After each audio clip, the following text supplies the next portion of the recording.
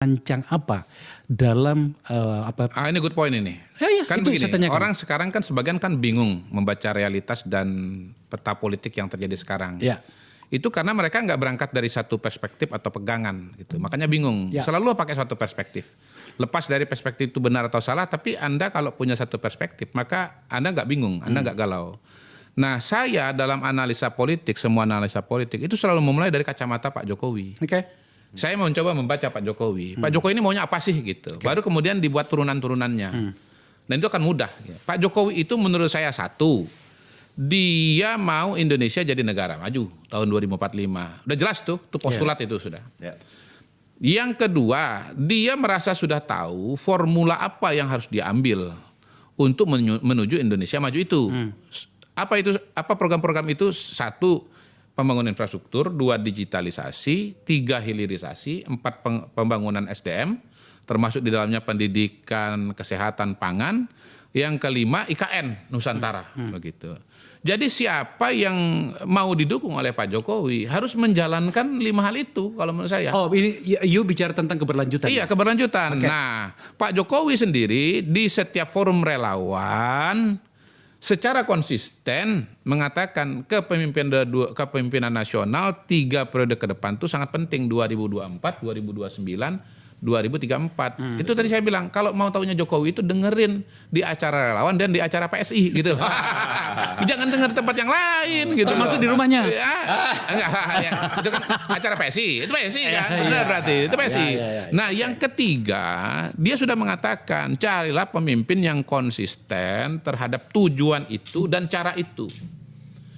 Nah, untuk bisa menuju ke sana, menjalankan program-program itu, orangnya harus berani, nggak boleh kemudian ya ibarat kita ini sekarang sudah kuliah, balik lagi SD, SMP, SMA. Ya. Intinya adalah keberlanjutan. Nah, kalau kita bicara perspektif Pak Jokowi dengan 3 variabel tadi, dari 3 calon kan kita udah dengan mudah menyisirnya, mana yang akan melanjutkan, mana yang akan mengubahnya. perubahan, Ya. begitu.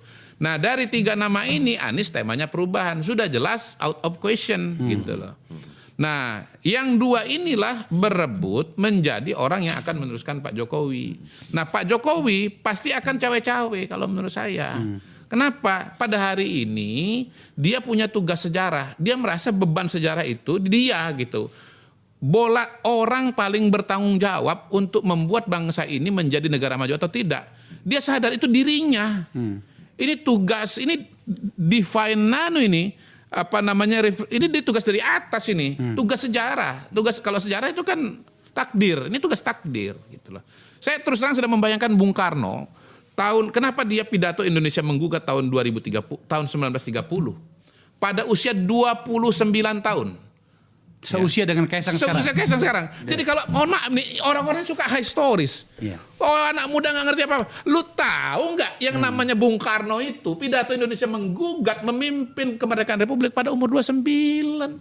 Itu usia Kaisang sekarang.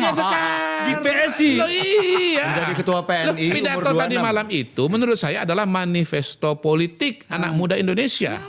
Indonesia menggugat, pidato Indonesia menggugat dalam versi anak muda, kira-kira begitu. Nah, balik lagi. Bung Karno itu ya, dia berjuang 1930 itu untuk menuju kemerdekaan tahun 1945. Kemerdekaan 1945 itu nggak jatuh pada tahun itu juga. Itu adalah akumulasi dari proses perencanaan perjuangan selama 15 tahun. Nah, Pak Jokowi ini merasa ini 100 tahun Indonesia merdeka. Indonesia ini menjadi negara maju atau tidak. Itu tugas dia sekarang. Iya, nah sekarang Jokowi ini adalah Bung Karno jilid 2 menuju kemerdekaan Indonesia. Oke, bagus, pernyataan yang bagus. Ini you boleh quote itu tuh. Kuat nih pernyataannya Pak Rukodari nih. Iya dong. Kan? Tapi Jokowi adalah Bung Karno jilid 2. Tapi kan pertanyaannya adalah di mana posisi PSI pada bagian yang you jelaskan tadi? PSI adalah menjadi salah satu bagian dari upaya mengawal program-program yang tadi harus dijalankan dengan konsisten dan bagian dari proses mengawal 2045. Kembali pada pembicaraan saya di depan tadi bahwa cara terbaik untuk menghasilkan masa depan adalah dengan menciptakan masa depan itu sendiri. Cara terbaik untuk memastikan masa depan adalah dengan menciptakan masa depan itu sendiri.